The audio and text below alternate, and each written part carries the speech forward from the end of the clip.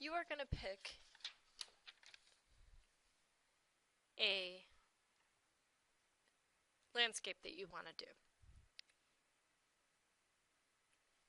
With the landscape,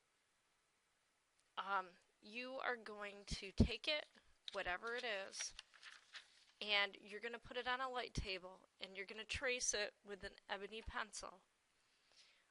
The ebony pencil is used because the ebony comes off very dark and thick on the background, and when it comes to transferring this to your clay, that is what you're going to want to use so that it looks good and it comes off correctly when you go to transfer your image. I'm going to give you a hunk of clay, and what you're going to do is we're going to start by going about wedging the hunk of clay. And you do that by pressing on the clay, and you're pressing with the palm of your hand, and I'm kind of moving it into the ball, a ball of clay, as I'm pressing it. It's easiest if you stand up while you're doing this, just like I am.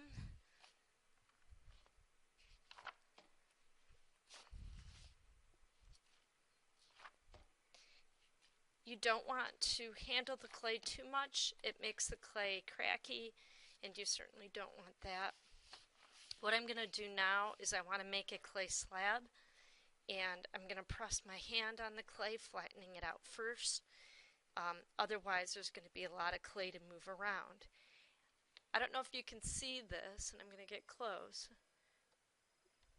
but you can actually see air bubbles popping out of my clay as I'm pushing it, and it just demonstrates to you the necessity of wedging your clay to get the air bubbles out and making sure it's really nice and flat.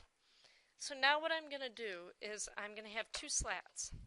The slats need to be the same thickness. It doesn't matter what length they are, but the same thickness so that your clay pieces will be of even thickness. I'm trying to get my clay slab to be about as big as this tray that it's going to sit in, or at least to be as big as the picture that I'm making. It's got to be a little larger than that so that it fits on there. I want my clay slab to be an even thickness so it looks good in the end. I'm working on a piece of paper so it doesn't stick to the table. And I'm going to start rolling my clay.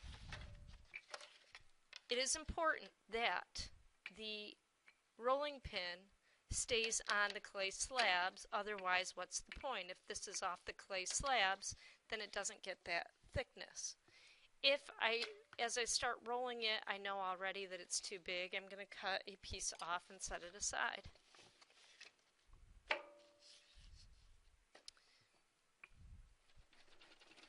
So I'm going to roll it back and forth, and this clay has a lot of air holes in it.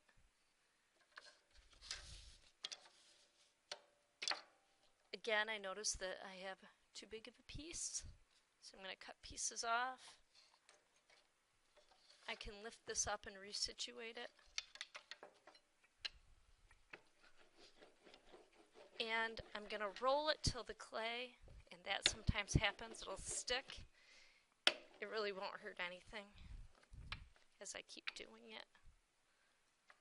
What the problem is I have some wet clay on my rolling pin, and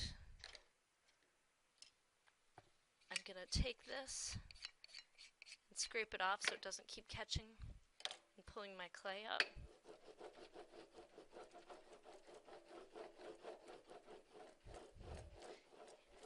And again, I'm going to roll it till it stops moving. I'm going to make sure that it is an okay size, that it fits. I don't really want this crack seam to be showing, so I'm going to pick this up and flip it over. There's still a little piece, but it'll be okay. Hopefully it'll be covered. I'm going to go ahead and cut this out because that's the size that I want my slab and I want it to be even. I should have done this prior.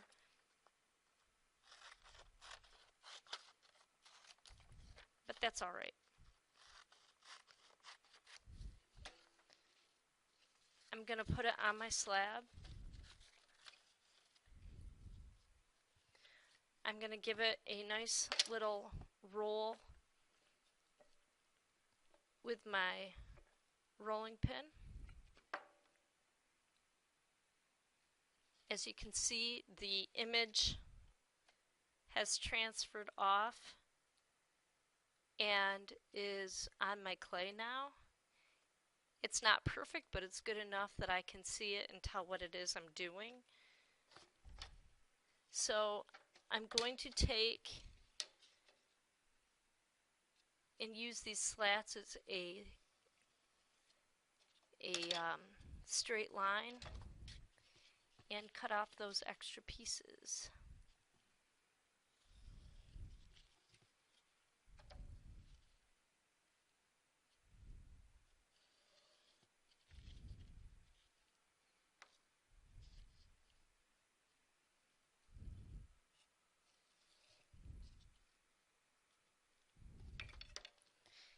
And I'm going to take my tray, and my tray is what I'm going to keep my work on. It's going to keep it kind of flat. It's going to let it dry flat so it doesn't curl up too much and I don't have to move it too much. So working with the tray is good. Now as I'm doing this, I have to decide there's going to be pieces in my clay piece that pop out and things that are going to push back in, and I have to decide what's going to pop out, what's going to recede in, and those are things I'm going to stick out of my clay. There's different methods to do each one. I am going to start with the stuff that pops out first, and I think what I'm going to do is have, as I'm looking at my drawing, I'm going to have this come out. I'm going to have this tree branch pop out. I'm going to have that. I'm going to dig that in, and my trees are going to pop out, and I'm going to dig out the area of the sky. I will show you the process of that. So the first thing I want to do is I'm going to work on this popping out, this piece right here. So I'm going to set this aside. I'm going to grab one of my pieces and I'm going to see if I can fit, so I don't have to roll out another piece of clay, if this will actually fit on there. And it will. So therefore I don't have to roll out a whole new piece of clay. I can roll my image on it. If I'm not quite sure if it got on, I can rub it a little bit and I can see my image on the piece. Good enough to cut out. So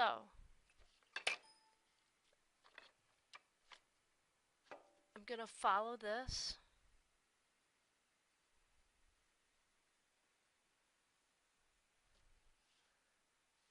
And I'm just going to cut it out with my tool. I kind of really want straight lines going on here, so I'm going to use this as a straight edge again. I'm going to peel this off, and it should fit pretty well on my piece. Not perfect, but it fits pretty well. In order for this to go on and not come off, it needs to be scored and slipped onto the clay piece.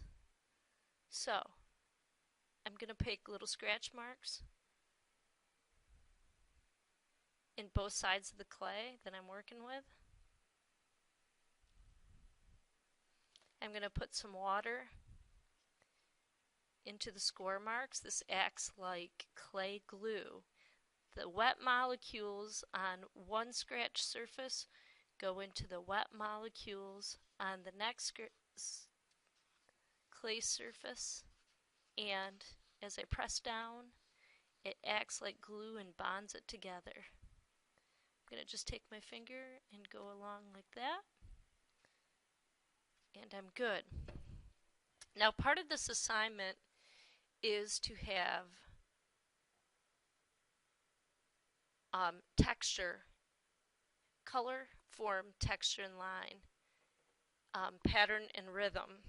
And I want to make sure that I have all that. I think I'm going to put a pattern in that part of my piece.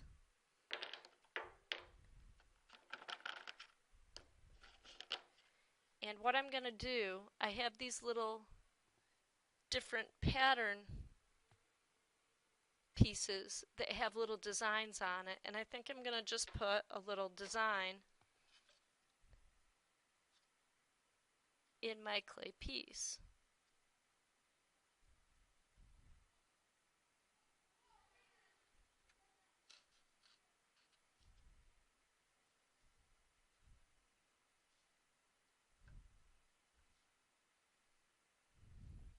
And therefore, what that's done is it gives my clay piece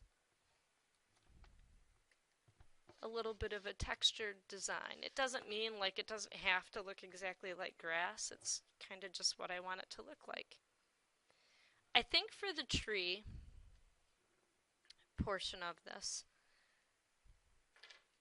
I'm going to do this part after because I'm going to do coils. So I'm going to work on these little trees here. And just like before, I can just grab some pieces. I can see if they fit on. I'm just rubbing it. You didn't see any of that. I again just took my pieces of clay. I just put this on it. I rubbed it with my finger. It came off, and there are two of my trees. I'm going to take the trees and use my fettering knife, and I'm going to cut these two out together. There's no need to separate them. And those two trees are going to use my fork and score where those two trees go, put some water on it, and there they go. If you don't score and slip your pieces on well, they will fall off when it's all dry. Alright, now I want to add to my tree. So I think how I'm going to do the tree is I'm just going to roll out little coils.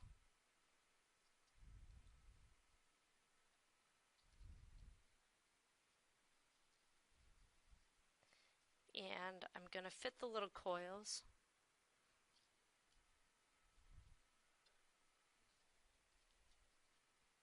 where they need to go.